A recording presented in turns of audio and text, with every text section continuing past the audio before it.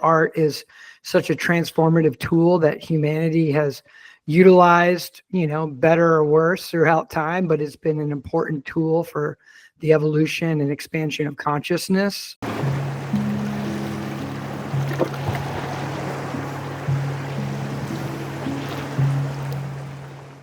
So welcome, Martin. Thanks for taking time for this Roze Umbra Visionary Rose gift that you're now a part of the jury. So I'm very excited to have you on and talk about your vision of your own art and how you see this grant.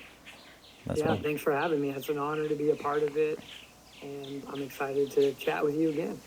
Yeah, I've been on your podcast a few weeks ago. It's going to probably be out at the same time as this one, more or less. Yeah, it's going to be right around the same time. It's going to be interesting. Double time. Yeah, it's going to be exciting to see the different approaches. But it's cool that we can see also your art in the background. That's going to be interesting too.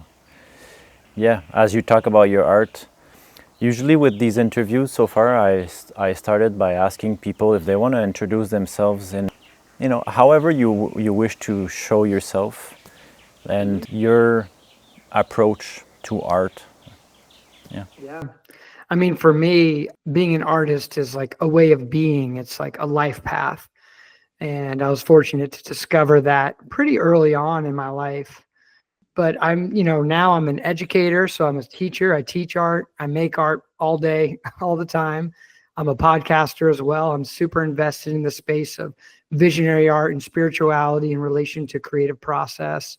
So that's a big part of my practice too, is dialoguing with artists like yourself to just unearth our interconnectivity and to have really inspiring discussions that hopefully not just inspire us who are in the dialogue, but anyone who can listen in on it gets inspiration too. So I just feel that art is such a transformative tool that humanity has utilized, better or worse throughout time, but it's been an important tool for the evolution and expansion of consciousness. And I feel we're in a time where we need that accelerated a little more than ever.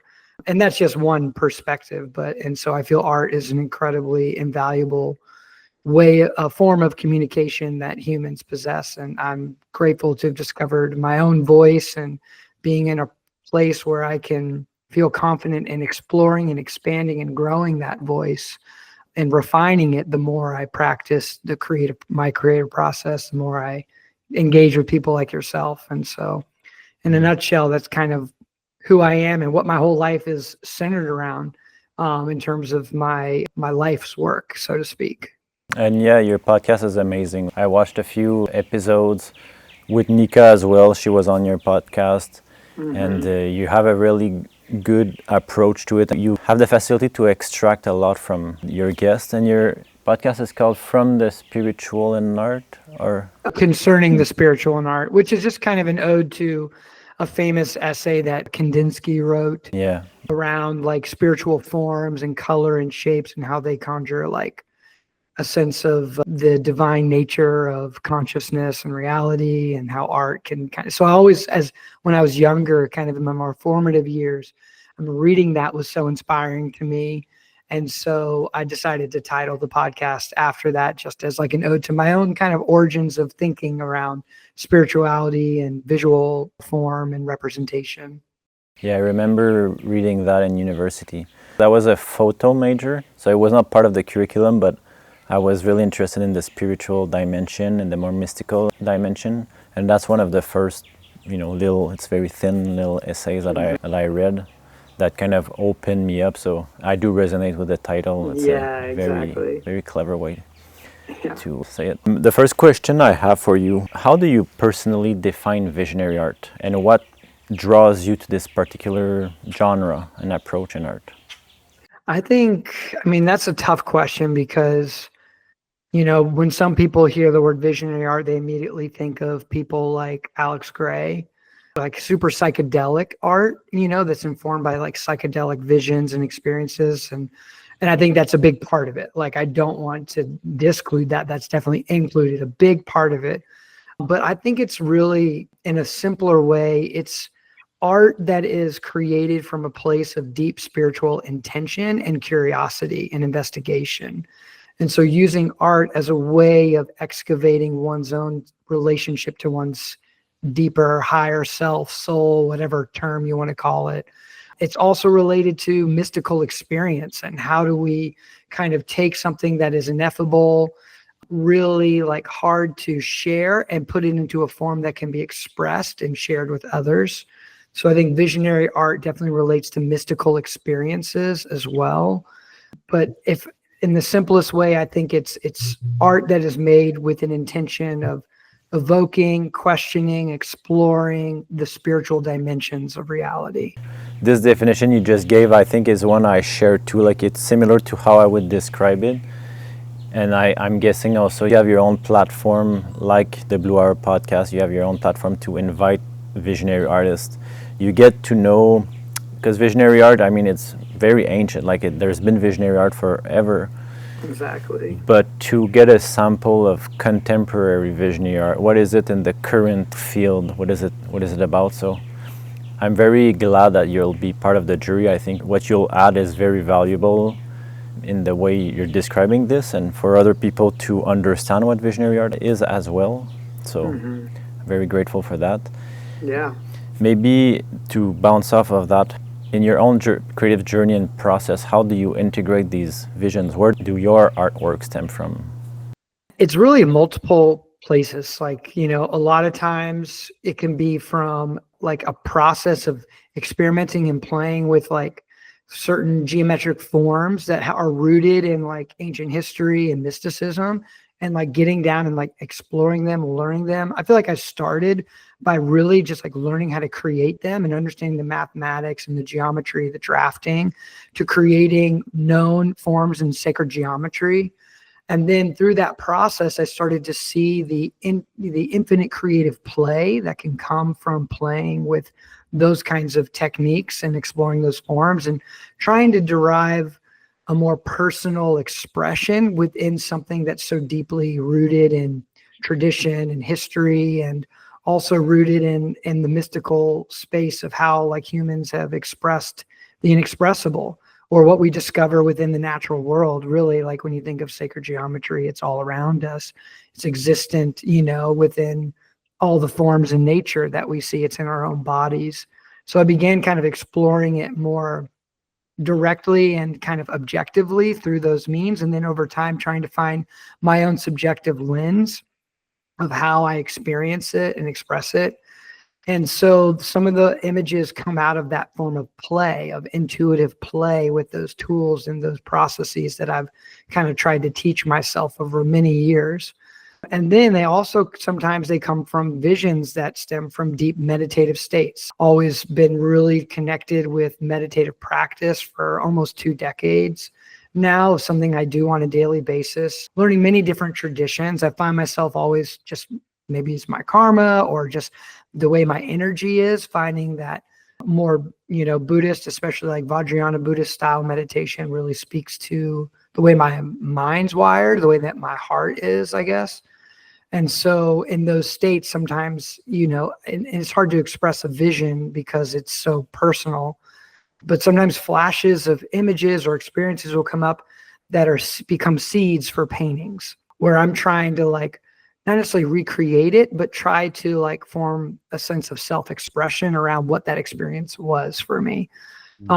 And whether it's highly visual or kind of a combination of being visual and very emotional, or sort of like not intellectual, but like a sense of like knowing, of like understanding or integrating some kind of sense of knowledge, I'll use the geometry of the form to express maybe what those ideas are in some kind of way.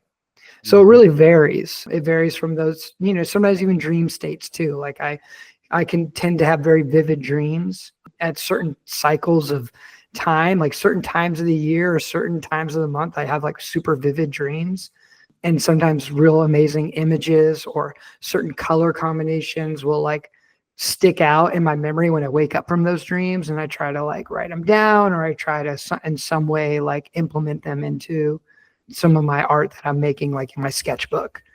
Because generally I like to work in the sketchbook a lot, and then I usually from those sketchbooks works, then I'm like, oh, I want to dive deep into this in an oil painting, large scale, or whatever. And so it kind of, yeah, it just depends. But it's sort of that's kind of the landscape of where my inspiration tends to come from. So yeah, sometimes it comes from something impersonal that you kind of try to express, and sometimes it's more of a sort of a study, trying to integrate something or extract meaning from a shape or for some sacred geometry to see what it means for you. Exactly. Yeah, it kind of is both inward to outward and outward to inward to back outward. You know what I mean? It's like, so it just depends. And I try to just keep myself open to inspiration. I feel like it's always happening around us. It's just a matter of awareness and openness. Would you say there is a specific type of experience or emotion that comes when you do finish a painting that has been through a vision? Like once it's created, are you aware of something that gets triggered within yourselves? I feel like it's almost like a lesson that's been like, I've completed like a certain lesson and now it's time and it feels like it's been integrated and now it's time to like apply it and play it out. Like certain paintings, I'll be like kind of contemplating like what these ideas are, what these feelings are in connection with this imagery. And then when the painting is done, when it really comes to its fruition, it's like, oh, now it's like a bird ready to leave the nest. Like now it's ready to fly.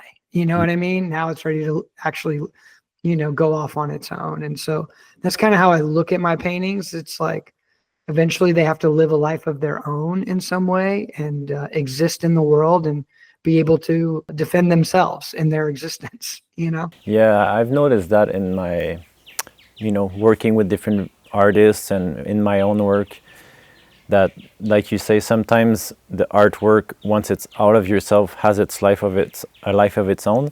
But sometimes I like to use the Jungian term, the anima. It's like your inner creative feminine self that is the creator that creates these artworks in the end. So but it's the inner world. So once it's in the outer, it just becomes a reflection of something that is sometimes unconscious, that you can't really understand. So it's kind of using, especially if you work with sacred geometry, it becomes a symbolic way that your soul is trying to communicate to you. And until you see the artwork expressed physically, sometimes it gets tricky to integrate whatever your soul is trying to teach you. So exactly. I've noticed this dynamic with visionaries and their artworks. To put it. That's exactly what I'm like trying to say. It's like it is this relationship with the inner life and the soul, or the inner wisdom, or that, I don't know, like we have so many terms for what that is, but I think we know what we're talking about, that space within us that exists within everyone. And it has all the wisdom of the entire universe inside of it. I feel every single human has the entire wisdom of the whole universe inside of them. It's just a matter of, can you excavate it? Can you bring it forth? And can you embody it or bring it into action in your life? That's the biggest question. And I think another thing that I recognize some artists struggle with sometimes is understanding. Being artists, we're very sensitive people usually, so you create something that is very intuitive, but then the kind of more understanding part can take years until you finally understand, why am I creating these artworks? What's the lesson that I'm trying to integrate through all those paintings or these series of paintings? And sometimes it takes years until you understand the language of the soul. And that's kind of like what I like to study with people I work with, is try to, take the artworks, look at the color scheme that you're using. Even that book you reference of Kandinsky is a good one to understand the symbol of the colors you use, the shapes. What is your soul trying to tell you? And overlapping this with astrology, you can understand the mythology of your life and therefore get even more intricate kind of analysis of what's going on here. Yeah, most definitely. That's why I consider, like I said in the beginning, it's a life path. It's like being an artist for me is a way to cultivate or excavate the wisdom within inside myself, the lessons that my soul needs to learn. And so the art is kind of the medium through which in this life I'm going to be able to maximize that learning and that growing. And so that's why it's, I'll be doing this, and there's no retiring from this, Yeah, that's the path of the creator. You just create. Exactly. You're just a creator. Exactly. Yeah, that's what we're all here to do, is to create something. To follow up on that, what is the most profound impact that you think visionary art can have on individuals and on society? I think it can, there are many ones, I believe, but I think it can reveal to them a layer of reality that they might not be in touch with, that can open their mind or open their heart to a new way of seeing their place in the universe or their place within their life. It's like it can reveal also like the potential of the human spirit to express itself. So I think it just plays a major role in helping us align our true intentions here. Like, what are we doing, not only individually, but like collectively here on this planet? Like, are we here to like mine Bitcoin and freaking build mansions and drive, Ferraris and, try to get as many, people in our bed as possible? Some might think that. I mean, I personally don't. I don't think that's what this earth's about. It's not about exploitation of this beautiful place. It's about, in my mind, it's about becoming the true role that we were meant to play, is like being protectors and stewards of this magical place, and doing it from a place of like shared understanding that we are not separate from anything at all. And so I think visionary art has the ability to plant seeds within the minds and hearts of people who see it, whether consciously or unconsciously, that there's something more to reality than what our culture tells us, than what the materialist kind of paradigm hopes we can maintain our belief in. And so in an ideal setting, I feel like visionary art, or art from that place of, deep connection to the spirit, can dismantle the illusions that we've created as a society. And that's pretty grandiose, but it's one step at a time, one piece at a time, and then all of a sudden it's fallen. You know what I mean? It's like, so I feel like you're absolutely right about what you're saying, that it feels like that's the role of contemporary visionary artists, because we live in the materialistic era, and there is kind of this veil that is set just by being born in the cultures and in the very rigid, the Wetiko, as the native would call it, this kind of the Wetiko, this virus that we are all meant to be materialists, and that's all that there is. That's all that's empowered by the people that are governing and everything. But I do think also that visionary art, that's the role it plays now, because there is so much unveiling to do. But I'm sure, like in previous, cave paintings and these times where there was not a connection to materialism as ingrained in our psyche from birth, visionary art probably was even more direct. Like, you have the vision, and all of a sudden, by having the vision, all of the collective around you has the vision. So you're basically just an intermediate between the spirit realms and the physical realm. And like, as you have the vision, the collective start acting differently, feeling differently, their consciousness. But now there's such a big wall, so that first this new energy has to kind of break that invisible wall that exists within our sight, almost our spiritual sight, and that eventually it can start changing people's psyches. So I think we do have a big task ahead of us. Definitely. But we were both doing that work, right? It's the work of empowering this and making it a thing. It's not just some outsiders. It's a movement. It is a movement, and we need it now more than ever, because of that wall or that veil that you're describing. Is, there are forces, I feel like, that want to continue to bolster those walls and build those walls for the sake of, egoic control over the way that we do everything here on this planet currently. So yeah, it's on the visionary artist of all kinds, not even just visual artists, but just, you know what I mean? The creators of all kinds, to try to create kinds of art that break down that wall, so that we can reveal our true role on this life and in this planet. And, I try not to get too caught up in like, the obsession over like achieving that goal. It's really just about like really authentically living that life and trusting that as an individual, living that life and sharing it and being authentic in your voice and in your life, that's going to play the best role ever, because otherwise it becomes another flip of the ego to try to think that you have control over what's going to happen. So it's kind of a tricky space you have to occupy. You have to have a faith, for lack of a better word. My spiritual teacher always tells me like your presence is enough. So like the more present you are, the more true you are to your spirit, because you're in the moment receiving the influx of the soul and being this kind of the archetype of Leo, of the solar self. And this kind of confidence and radiance that comes from just being present. Exactly. That's like the best we can be, is just being present. Exactly. Funny, like the technologies that we've created, everything is in one way or another is working to keep us out of that mindset. It's all about the instant gratification, the constantly checking on your notifications, always being reachable, and that kind of keeps your mind split. And the goal is to be unified within yourself. And that, because that's where you become the greatest channel of that divine energy, so to speak. And I think that transition well in the next question, which is about what is the biggest, I guess, exciting evolutions you see in the visionary art space and the biggest challenges?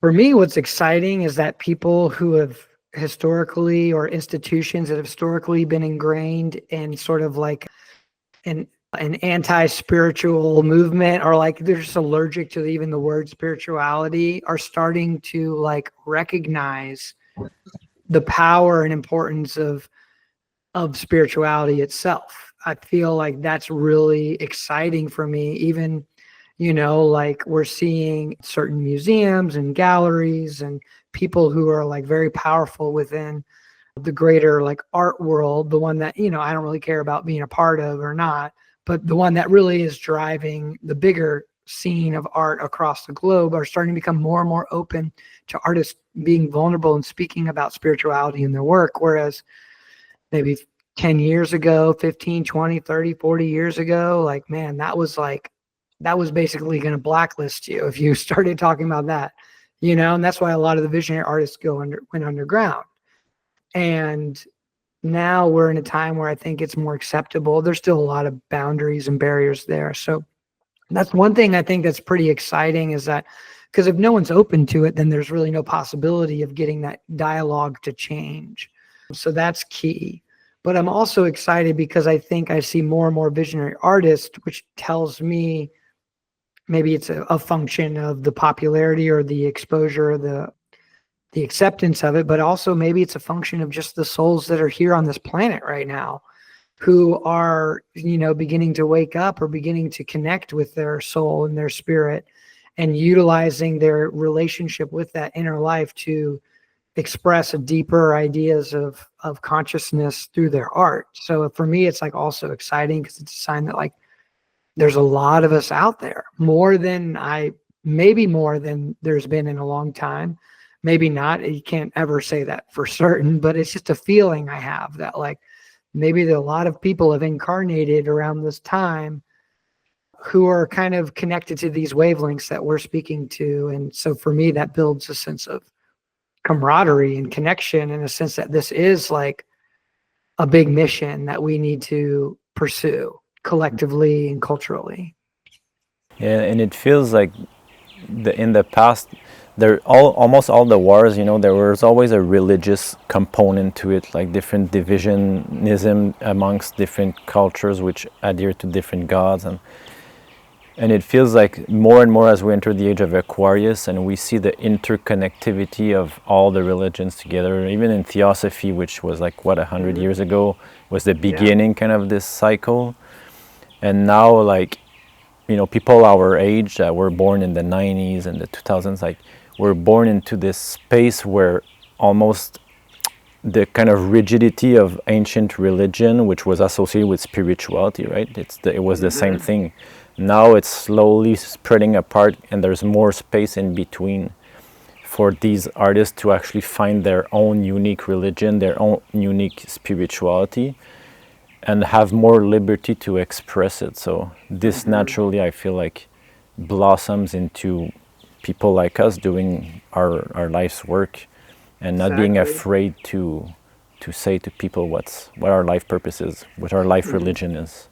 Exactly. No, I 100% agree with that. I think, you look at history and it's all narrative based, and it's hard to understand ultimately like what exactly happened when and where, but there are clues there that can point you, and you can see that there is this kind of coming to a head happening culturally. It's just obvious, like things. I think of Terence McKenna. Do you know who Terence McKenna was? He was like a famous psychonaut, explorer of consciousness, big, and incredible intellect around this space in the 80s and 90s, and even I think he passed away in the early 2000s. But he talked about like the acceleration of novelty, and like how we're just like we're getting into this warp where like things are going to get crazier faster. And it's from that acceleration that I think people wake up quicker too. And so it's an exciting time, although some people get very fatalistic and very negative and pessimistic about it. For me, I think any great change comes from some kind of bifurcation, some kind of, we think about like, Shiva, Brahma, Vishnu, right? Like you think about like creation and destruction and preservation, like creation and destruction are completely a part of each other. And so like we're in this kind of like breakdown phase, but it's from the breakdown that the next creative force comes through. You know what I mean? From the breakdown comes the breakthrough. Exactly. And so that's kind of why I feel like it's an exciting time too, because we're starting to dismantle a lot of illusions around what we thought in terms of power and structure of government and society. And it's very messy, and it's very tough, and it's very challenging, and people get hurt. And that's what pains my heart. But that's part of the creative force. I feel like the grand scale of the cosmos. And so we got to strap on, get ready for an interesting ride, but we have to be more authentic than ever. I think that's true. It's a very, we live in that time, right? We incarnated in that threshold time in between. And by the way, I think Terence McKenna's daughter is also a visionary artist. Like she works in the art field, and she's like doing some spiritual art. Yeah, I saw that recently.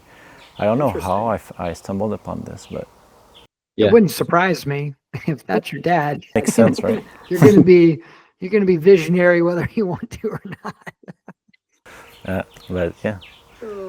Talking about his daughter, who are your top like 5 visionary artists that inspire you in this day and age? Contemporary ones. Contemporary? It can be, actually, it doesn't have to be contemporary. The 5 most influential for you.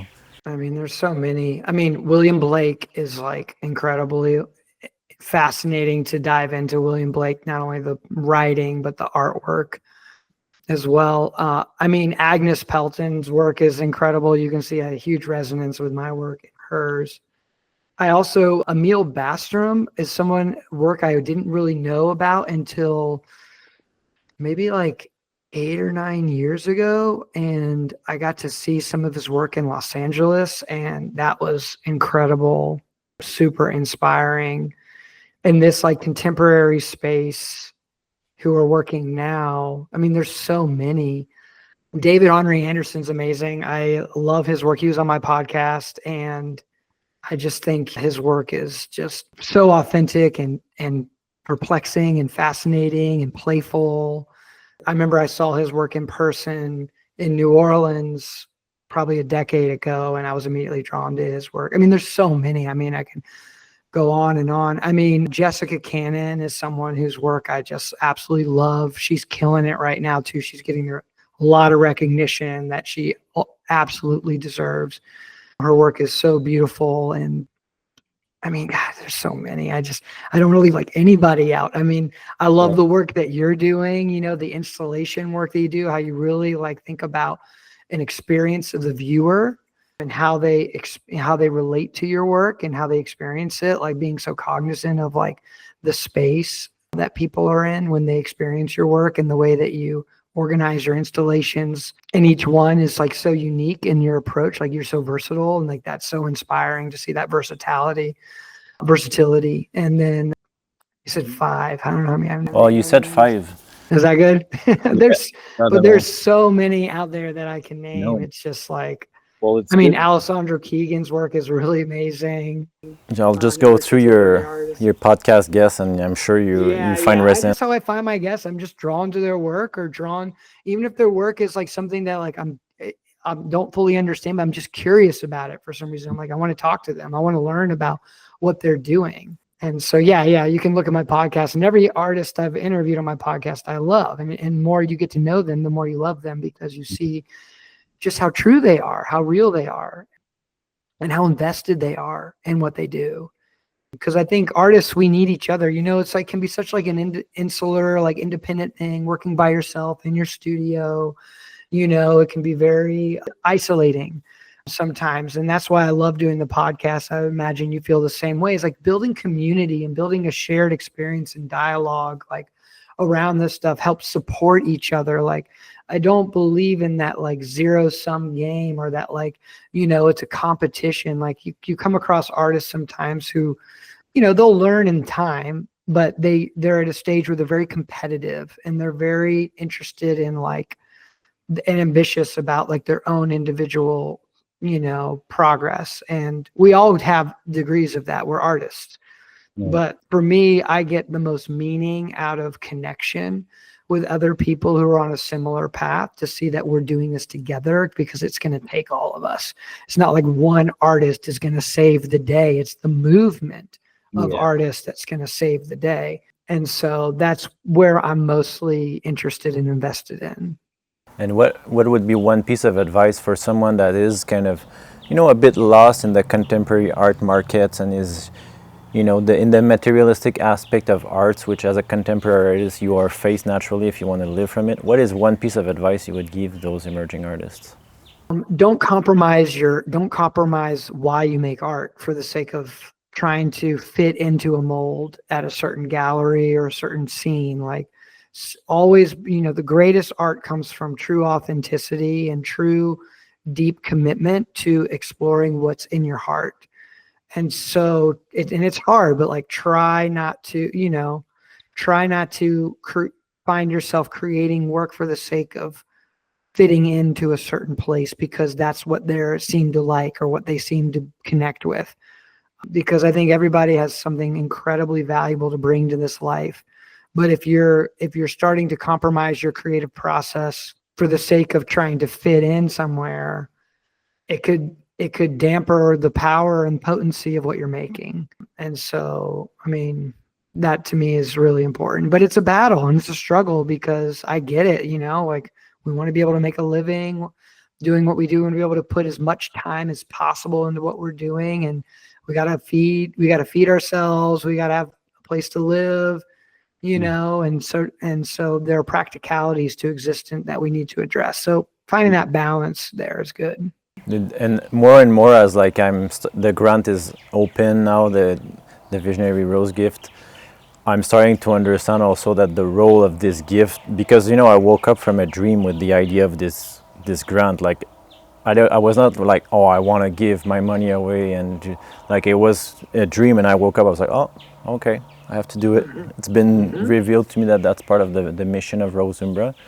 Yeah. And I'm realizing that it is a counter offer, because it's something outside from the institutions. We're not looking for like, have you shown in the biggest galleries or this or that. It's more like, is the work authentic? Is it coming from a true place? And that's what we encourage more than anything else. Exactly. The rose is the heart, the Roze Umbra. So I'm realizing that that is a counterbalancing that market. That's why we're here.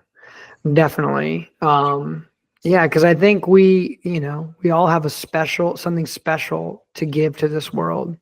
And we do it in many ways and maybe multiple forms, but if we're not really trying to cultivate like the right vessel to bring forth that special gift, it's going to be challenging. And so authenticity is the key, and radical honesty, self-honesty, really checking in with yourself, being very self-aware. Because, I don't care if you're the most, enlightened person I met, the ego can always find its way back in. And so it's a constant process. It's like pruning. It's like pruning in a garden. You can make the most incredible garden ever, but doesn't mean the weeds aren't going to come back. Doesn't mean, certain bugs are going to come and eat up your flowers, or deer. Like you gotta prune. You gotta get out there. You gotta, every day be cultivating the beauty that's latent there. So. Yep, that's true. I think we should jump in the second segment, which is more about the grant itself and your role as a jury, and knowing that the grant aims to support art that resonates beyond surface aesthetics.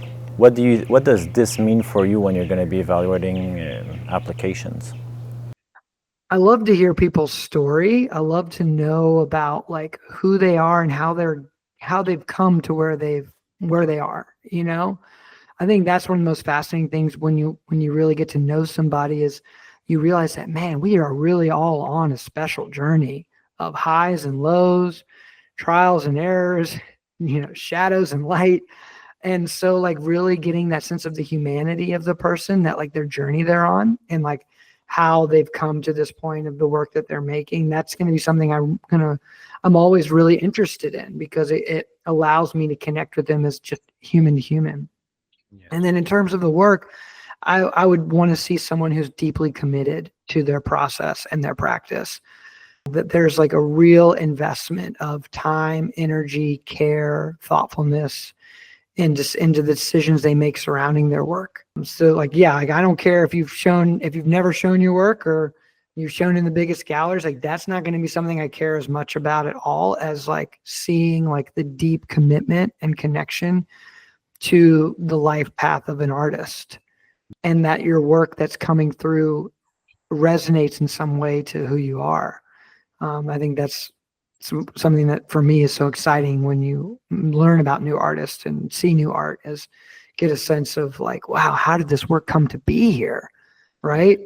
So that's something I'll be thinking about.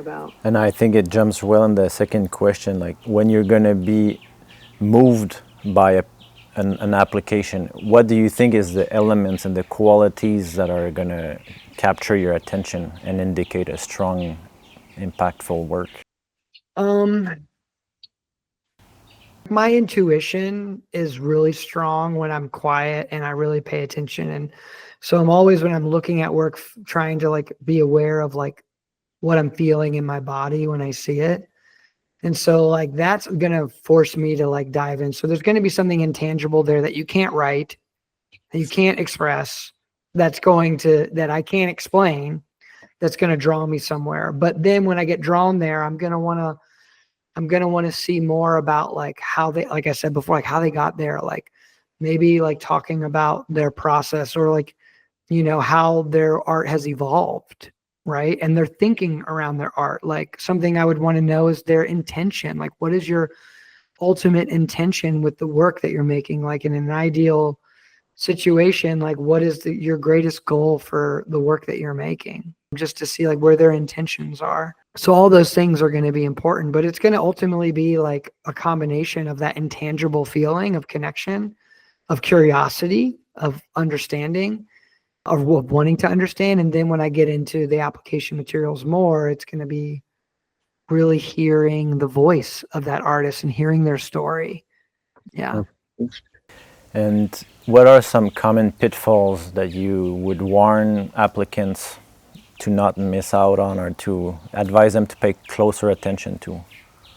I mean, I've fallen victim to this a lot in my life, and tend to every now and then as well. I try to catch myself more, but try not to be like the end all be all, like, beacon of truth. You know what I mean? Like in terms of like maybe being like preachy, or like overly like high on yourself. You know what I mean? Like, I want to see your humanity and know that like we're all imperfect beings, and we know to a degree certain things, but there's most things we don't know. And so trying to stay away from like the language that is generalized of like what you think is true for other people, and just speak to what's true for you. Like speak to what's true for your experience and what you've understood based on where you have been and what you've been making. Because sometimes that kind of language, even if there's truth in what you're saying, can put people off a little bit. And so just trying to like be in that balance of like, being confident and owning who you are, but having that humility too, to understand that like there's so many questions still and so much room for growth and understanding. So staying away from that kind of like didactic or preachy language will help pull someone into your world and what you're doing, as opposed to push them out. Yeah. That's important. Being humble. And you're saying, not talking in absolutes, thinking that it applies to everyone, but more of the personal experience. Exactly. Yeah. So what do you hope to see? Like this gift has money aspect, it has a residency, a podcast, like there's a few different components to it. What do you wish that the recipients of this gift will achieve with the support, the mentorship, and with all that comes with it? I hope it just reinforces for them who they are and what they're here to do. It gives them a sense of confidence of their path. It gives them a sense of like affirmation. And I also hope it gives them an opportunity to get outside their comfort zone and experiment and try to continue to push the boundaries of what they're doing, so that they can, continue to evolve in their ability to express and explore their deep spiritual heart. And then also on top of that, like, I hope that they pay it, whatever they gain from it, forward, that they don't take 100%, but they find a way to give part of it away, whether it's through, I don't mean that necessarily like monetarily, but more like understanding, like when you receive a gift, it's important to give a gift, like to be in that cycle of giving and receiving constantly, to not be stuck in a one-dimensional side of that. So like, even like for you, like giving that gift, being open to receiving as well, right?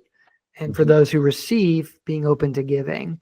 And to me, that would be ideal for any recipient to be aware of, to think about what naturally would be the best way for them to do that, but to be thinking about that.